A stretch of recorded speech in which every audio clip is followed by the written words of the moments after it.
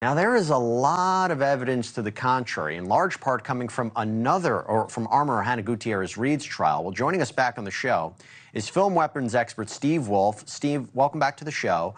So we have eyewitness accounts and evidence to suggest that Baldwin did pull the trigger. I feel like that is going to be really crucial here.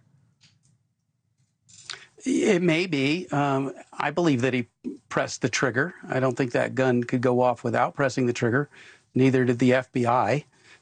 So we have no skin in the game to have a false opinion on that. But just as important is the fact that he pointed the gun at someone. That is an equally important firearm safety rule. So whether or not he pressed the trigger, he still pointed the gun at her. But now we've learned that the prosecution plans to call this witness that we didn't really know before, who was in the room, says that he saw Alec Baldwin pulling the trigger. My question to you is, how close does someone have to be to actually see that?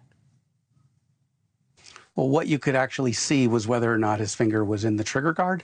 I don't think the boom operator could tell whether they moved that, trigger a millimeter. That's what it looks like. If he cocked the gun, can you see me press the trigger?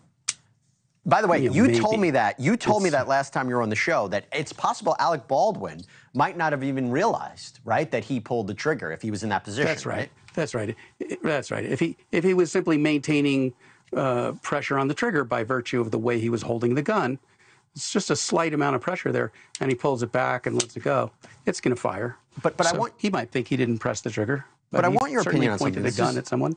Yeah, but I want your opinion on something, because I think this is a really good avenue for his defense to explore. This is number two. This is a FBI firearms expert, Bryce Ziegler, talking about with the prosecution that he had to break the gun with a mallet to get it to fire without pulling the trigger.